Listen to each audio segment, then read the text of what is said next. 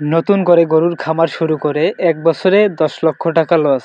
আসসালামু আলাইকুম দর্শক, আজকে আপনাদেরকে জানাবো যে খামার দিয়ে কি শুধু লাভবান হওয়া যায় নাকি লসও হতে পারে।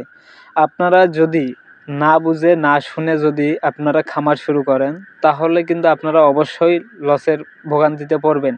এজন্য আপনাদেরকে খামার শুরু করার আগে অবশ্যই খামারের পরিচর্যা সম্পর্কে জানতে হবে, তাহলে আপনারা খামার দিয়ে লাভবান হতে পারবেন। আর আপনারা যখন খামার শুরু করবেন তখন অবশ্যই আপনাদেরকে খামারটি একটু ছোট পরিসরে তৈরি করতে হবে। আস্তে আস্তে যখন আপনারা লাভবান হতে পারবেন তখন আপনারা আস্তে আস্তে ধীর গতিতে খামারটি বড় করতে পারবেন। এই দেখেন, এ ভাই তো বড় বিশাল একটি খামার করেছে, কিন্তু খামারে কোনো গরু নেই। দেখেন, এক লাইন যে আছে, লম্বা যে একটা লাইন আছে, সেই লাইনটি পূরণ করতে পারেনি। তাহলে দেখেন এই পাশে আরও পুরো ঘরটাই ফাঁকা পড়ে আছে। তাহলে কি খামার দিয়ে লাভ করা সম্ভব?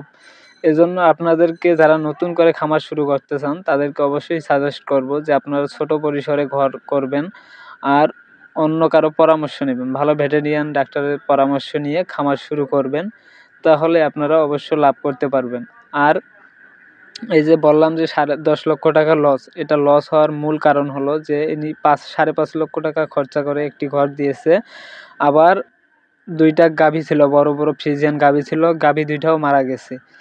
না বুঝে না শুনে এই খামার শুরু করার কারণেই কিন্তু এই খামারির এই দশা। এখন সে খামারি বলছে যে আমি আর খামারি পরিচালনা করব না, খামার বন্ধ করে দেব। এই খামারির মতো আপনি যদি লস না করতে চান তাহলে অবশ্যই আপনাকে সজাগ হয়ে খামার পরিচালনা করতে হবে।